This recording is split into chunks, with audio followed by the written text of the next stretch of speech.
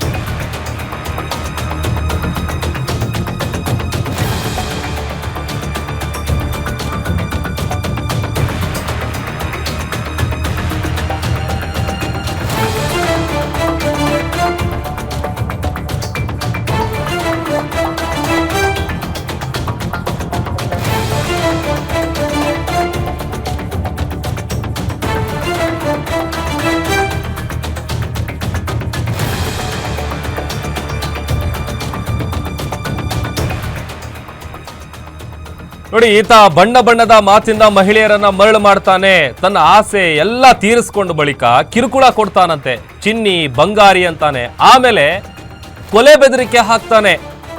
ಇವನ ತೆಕ್ಕೆಗೆ ಬಿದ್ದು ಹಲವಾರು ಮಹಿಳೆಯರು ಇದೀಗ ಬೀದಿ ಪಾಲಾಗಿದ್ದಾರೆ. ಶಿವಶಂಕರ್ ಎನ್ನುವ ವ್ಯಕ್ತಿಯ ವಿರುದ್ಧ ಈ ತರದ ಒಂದು ಗಂಭೀರ ಆರೋಪ ಕೇಳಿಬರ್ತಾ ಇದೆ. ಪ್ರಮುಖ ಸಂಘಟನೆಯೊಂದರ ರಾಜ್ಯಾಧ್ಯಕ್ಷನಾಗಿದ್ದಾನೆ ಈ ವ್ಯಕ್ತಿ ಶಿವಶಂಕರ್. ಈ ಚಪಲ ಚೆನ್ನಿಗರಾಯನಿಗೆ 2 ಮದುವೆ ಸಾಕಾಗೋದಿಲ್ವಂತೆ. ಮುದ್ದಾದ ಹೆಂಡತಿಯರಿದ್ರು ಕೂಡ 3ನೇ ಹೆಣ್ಣಿನ ಮೇಲೆ ಈತನಿಗೆ ಆಸೆಗೆ ಕೊನೆಯಿಲ್ಲ ಅಂತಾರಲ್ಲ, ಆತರ. ಈತನ ಕಿರುಕುಳದಿಂದಲೇ ಮಕ್ಕಳನ್ನು ಬಿಟ್ಟು ಹೋಗಿದ್ದಾಳೆ ಮೊದಲನೇ ಹೆಂಡತಿ ದೂರವಾದ ಬೆನ್ನಲ್ಲೇನೆ 2ನೇ ಹೆಂಡತಿಗೂ ಕೂಡ ಈತ ಟಾರ್ಚರ್ ಕೊಡ್ತಾ ಇದ್ದಾನೆ, ಕಿರುಕುಳ ಕೊಡ್ತಾ ಇದ್ದಾನೆ. ಫೋಟೋ ತೋರಿಸ್ತಾ ಇದೀವಿ ನೋಡಿ, ಶಿವಶಂಕರ್ ಅಂತ. ಆತನ ವಿರುದ್ಧ ಫೈಲ್ ಆಗಿರುವಂತ ಕಂಪ್ಲೇಂಟ್ ಏನಿದೆ, FIR ಪ್ರತಿ, ಅದನ್ನು ಕೂಡ ತೋರಿಸ್ತಾ ಇದ್ದೀವಿ. ಮತ್ತೊಂದು ಕಡೆ ಮನೆಗೆ ಓದೋಕೆ ಅಂತ ಬಂದಿದ್ದಂತ ಯುವತಿ ಮೇಲೆ ಕೂಡ ಈತನ ಕಣ್ಣು ಬಿದ್ದಿದೆ. ಬಣ್ಣ ಬಣ್ಣದ ಮಾತಾಡಿ ಬುಟ್ಟಿಗೆ ಬೀಳಿಸ್ಕೊಳ್ತಾನಂತೆ ಈತ. ಇದನ್ನ ಪ್ರಶ್ನೆ ಮಾಡಿದ 2ನೇ ಹೆಂಡತಿಗೆ ಟಾರ್ಚರ್ ಕೊಡ್ತಾ ಇದ್ದಾನೆ ಅಂತ 2ನೇ ಹೆಂಡತಿ ಹೇಳ್ತಾ ಇದ್ದಾರೆ. ನೆಲಮಂಗಲ ಪೊಲೀಸ್ ಠಾಣೆಯಲ್ಲಿ ಶಿವಶಂಕರ್ ವಿರುದ್ಧ ದೂರು ದಾಖಲಾಗಿದೆ. ಗಂಡ ಹೆಂಡತಿಲಿ ಯಾವಾಗಲೂ ಜಗಳ ಆಡ್ಕೊಂಡು ಮನೆ ಬಿಟ್ಟು ಹೋದ್ರು. ಮನೆ ಬಿಟ್ಟು ಹೋದ್ಮೇಲೆ ಗಲಾಟೆ ಮಾಡ್ತಾ ಇದ್ರು. ಗಲಾಟೆ ಮಾಡ್ಕೊಂಡು ಮನೆ ಬಿಟ್ಟು ಹೋದ್ರು.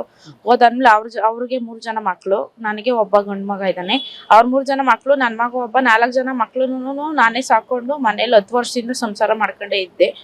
ಚೆನ್ನಾಗೇ ಇದ್ವಿ. ನಾವು ಮಕ್ಳನ್ನೆಲ್ಲ ಸಾಕೊಂಡು ಸಂಸಾರ ಮಾಡ್ಕೊಂಡು ಚೆನ್ನಾಗೇ ಇದ್ವಿ. ನಮ್ಮ ಮನೆಗೆ ನಮ್ಮ ಯಜಮಾನ್ರು ಒಂದು ಹುಡುಗಿನ, ಲಾವಣ್ಯ ಅನ್ನೋ ಹುಡುಗಿನ ಮನೆಗೆ ಕರ್ಕೊಂಬಂದ್ರು. ಇವ್ರ ಮನೇಲಿ ಏನು ಸಮಸ್ಯೆ ಆಗ್ತಾ ಇದೆ, ಓದಕ್ಕೆ ಬರೆಯಕ್ಕೆ ತೊಂದರೆ ಆಗ್ತಾ ಇದೆ, ಸ್ವಲ್ಪ ದಿವಸ ನಮ್ಮ ಮನೇಲಿ ಇರ್ಲಿ ಅಂತ ಹೇಳಿ ನಮ್ಮ ಮನೆಗೆ ಕರ್ಕೊಂಬಂದ್ರು. ನಮ್ಮ ಮನೆಗೆ ಕರ್ಕೊಂಬಂದ್ಮೇಲೆ ನಾನು ಸುಮಾರು 1-3 ತಿಂಗಳು ನಮ್ಮ ಮನೇಲೆ ಇಕ್ಕೊಂಡು ಅವ್ರು ಎಕ್ಸಾಮ್ ಎಲ್ಲ ಬರೀತು, ಓದ್ಕೊಂತು ಬರ್ಕಂತು ಎಲ್ಲ ಮಾಡಿದ್ರು. ಎಕ್ಸಾಮ್ ಎಲ್ಲ ಬರೀತು. ಅವರು ಮಾಸ್ಟರ್ ಡಿಗ್ರಿ ಏನೋ ಮಾಡ್ತಾ ಇದ್ರು, ಸರಿಯಾಗಿ ನಂಗೆ ಏನು ಗೊತ್ತಿಲ್ಲ. ಎಕ್ಸಾಮ್ ಎಲ್ಲ ಮುಗೀತು, ಅವ್ರ ಮನೆಗೆ ಹೋದ್ರು. ಅವ್ರ ಮನೆಗೆ ಹೋದಾದ್ಮೇಲೆ ನಮ್ಮ ಮನೆಯವ್ರ ಜೊತೆ ಫೋನ್ ಮಾಡೋದು, ಮೆಸೇಜ್ ಮಾಡೋದು ಅದೆಲ್ಲ ಮಾಡ್ತಾ ಇದ್ರು. ನಾನು ಸೋಷಿಯಲ್ಗೆ ಸುಮ್ಮನೆ ಮಾಡ್ತಾರೆ ಅಂತ ನಾನು ಏನು ಕೇಳಕ್ ಹೋಗ್ತಾ ಇರಲಿಲ್ಲ. ಆ ದಿನ ಹತ್ತಿರಕ್ಕೆ ಹೋಗ್ತಾ ಇತ್ತು. ಆದ್ರೂ ನಾನು ಸರ್, ಈಗ ನಿಮಗೆ ಈ ತರ ಸಮಸ್ಯೆ ಆಗ್ತಿದೆ ಅಂತ ಹೇಳಿ ನಿಮ್ಮ ತಂಗಿ ಯಾವತ್ತು ಹೇಳ್ಕೊಂಡ್ಮೇಲೆ ನೀವು ನಿಮ್ಮ ಭಾವನ ಹತ್ರ ಯಾವ ತರ ಮಾತನಾಡಿದ್ರಿ? ಈ ಕಂಪ್ಲೇಂಟ್ ಲೆವೆಲ್ಗೆ ಹೋಗಿದೆ ಸರ್, ಏನು ಹೇಳ್ತೀರಿ ಸರ್? ನಮ್ಮ ತಂಗಿ ನನ್ನ ಹತ್ರ ಒಂದು ವಾರ ಮುಂಚೆ ಇರ್ಬೋದು ಸರ್, ಒಂದು 15-16ನೇ ತಾರೀಕು ಇದೇ ತಿಂಗಳು ನನ್ನ ಹತ್ರ ಹೇಳ್ತಾ ಇದ್ರು, ಈ ಥರ ಫೋನ್ ಮೆಸೇಜ್ ಮಾಡ್ತಾವನೆ, ಹಿಂಗೆ ಆ ಲಾವಣ್ಯನ ಜೊತೆ ಈ ಥರ ಎಲ್ಲೆಲ್ಲ ಲಾಡ್ಜ್ಗೆಲ್ಲ ಹೋಗ್ತಾ ಇದ್ದಾನೆ, ಲಾಡ್ಜಲ್ಲಿರೋ ಒಂದು ಸ್ಲಿಪ್ಪೆಲ್ಲ ಸಿಕ್ಕಿತ್ತು ಅಂತ ಇವಾಗ 1 ವಾರದಿಂದ ಹೇಳ್ತಾಯಿದ್ರು. ಅವತ್ತಿಂದ ಇವ್ರಿಗೆ ಬೇಜಾನು ಹಿಂಸೆ ಕೊಟ್ಟಾನೆ. 3 ವರ್ಷದಿಂದ ಫೋನೇ ಕೊಟ್ಟಿಲ್ಲ ಅವ್ರಿಗೆ. ಒಳ್ಳೆ ಕತ್ಲೆ ಕೋಣೆಲಿಗೆ ಕೂಡಾಕ್ಬಿಟ್ಟಿದ್ದಾನೆ, ಕೈಕಾಲೆಲ್ಲ ಕಟ್ಟಿ ಚಿತ್ರ ಹಿಂಸೆ ಕೊಟ್ಟಿದ್ದಾನೆ. ಏನು ಬೇಜಾನು ಹಿಂಸೆ ಕೊಟ್ಬಿಟ್ಟಿದ್ದಾನೆ. ಅದು ಯಾವುದೂ ಹೇಳಿಲ್ಲ ಸರ್. ಹತ್ತಿರಕ್ಕೆ ಹೋದ್ಮೇಲೆ ನಮ್ಮ ಅಣ್ಣಂಗೆ ಹೇಳಬೇಕು, ಇಲ್ಲಾಂದರೆ ನಾನು ಸಾಯಿಸ್ಬಿಡ್ತಾನೆ ಅಂತ ನನ್ನ ತಂಗಿ ಭಯಭೀತಿಯಿಂದ ನನಗೆ ಫೋನ್ ಮಾಡಿ ಈ ಥರ ಹೇಳ್ತಾರೆ. ಒಂದು 17ನೇ ತಾರೀಕು ಹೇಳ್ತಾರೆ. ತದನಂತರ ನಾನು ಏನಾದರೂ ಮಾಡಿದ್ಕೊಂಡು ಪರಿಹಾರ ಕೊಡಬೇಕು ಅಂತ ಹೇಳ್ಬಿಟ್ಟು ಲಾವಣ್ಯ ಹುಡುಗಿಗೆ ಅವ್ರ ಮಾವ ಲಾವಣ್ಯ ಹುಡುಗಿಗೆ ಫೋನ್ ಮಾಡಿರೋಲ್ಲ ನಾನು.